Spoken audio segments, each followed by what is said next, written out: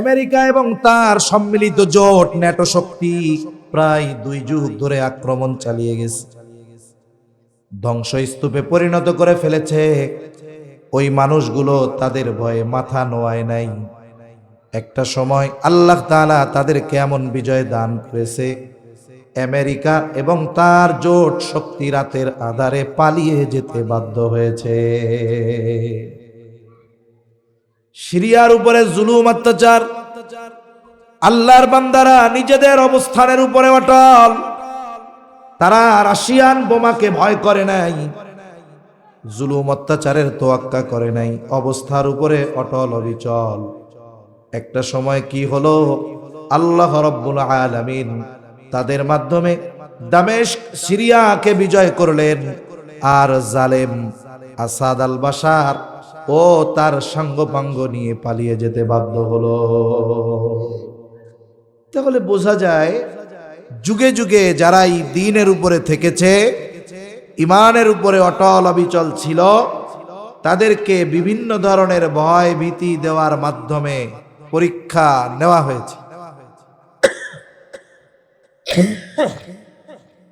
কিন্তু যেই মানুষগুলো অবস্থার উপরে অটল, একটা সময় আল্লাহ তাদেরকেই বিজয় দান করেছে। এজন্য ভয় ভীতি এই জামানায়ও আসতে পারে, এই জামানায়ও ঈমানের উপরে চলার কারণে বাধা আসতে পারে, কিন্তু আল্লাহ তাআলা দেখতে চান যে বান্দা এই ভয় ভীতির কারণে তার ঈমানকে ত্যাগ করে কিনা, ভয় ভীতির কারণে আমি আল্লাহকে ভুলে যাই কিনা। আল্লাহ তাআলা মূলত এটা দেখতে চান। এজন্য যখন কোনো ভয় ভীতি আসে, ঈমানের উপরে থাকার কারণে, দ্বীনের উপরে চলার কারণে, বুঝতে হবে আমার পরীক্ষা চলতেছে। আমি যদি এখন অটল অবিচল থাকতে পারি, অচিরেই এই সফলতার মালা আমার আপনার গলায় আল্লাহ তাআলা পরিধান করায়া দিবেন। এ ঘটনা বলতে গেলে অনেক ঘটনা বলা যাবে। সাহাবায়ে কেরাম জীবনের সর্বস্ব ত্যাগ করেছেন ঈমানের জন্য। সাহাবায়ে কেরাম হাজারো প্ররোচনা, লোভ, ভয় ভীতি দেওয়ার পরেও ঈমানের উপরে অটল অবিচল থেকেছেন। এর কারণে একটা সময় কি হয়েছে যে চূড়ান্ত বিজয় আল্লাহ তাআলা তাদেরকে দিয়েছেন। যেমন এক সাহাবী আব্দুল্লাহ ইবনে হুযাফা রাদিয়াল্লাহু তাআলা, রোমদের সাথে মুসলমানদের যুদ্ধ,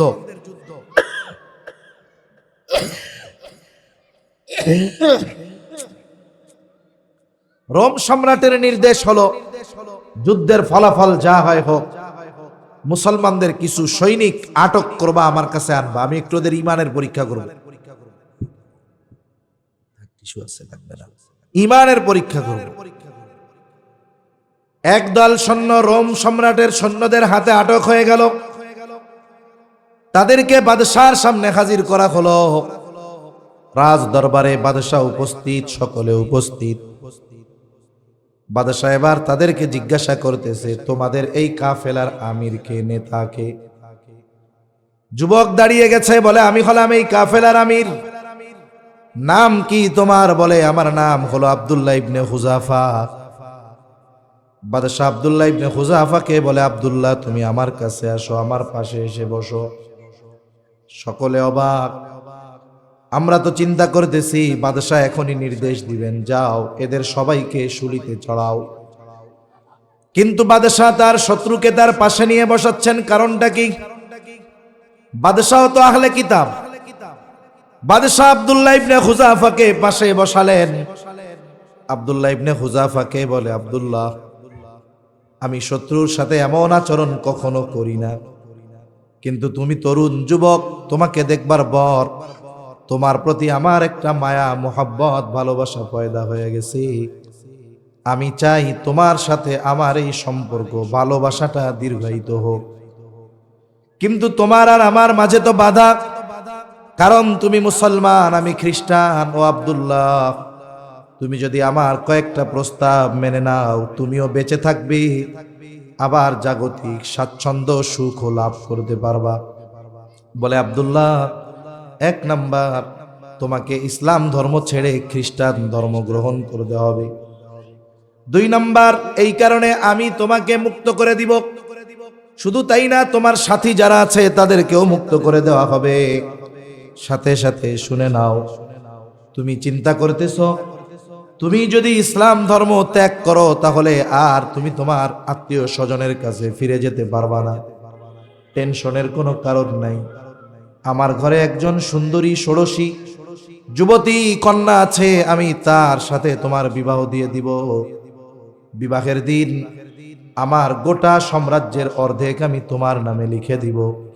আমার মৃত্যুর পর ওসিয়ত থাকবে, আমার মৃত্যুর পর বাকি অর্ধেকের মালিকও তুমি হয়ে যাইবা। আব্দুল্লাহ, তুমি যদি আমার শর্ত মেনে নাও, বেঁচেও থাকবা, এগুলো পেয়ে যাবা। আব্দুল্লাহ ইবনে হুযাফাকে দুনিয়ার প্রস্তাব দেওয়া হচ্ছে, বিনিময়ে চাওয়া হচ্ছে তার ঈমান।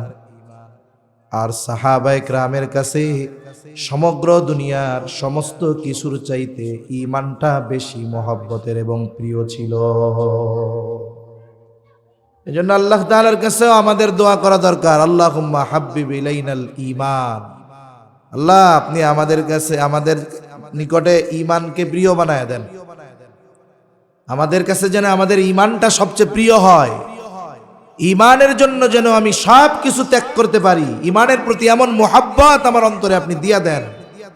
এই দোয়া আল্লাহ তাআলার কাছে করা দরকার।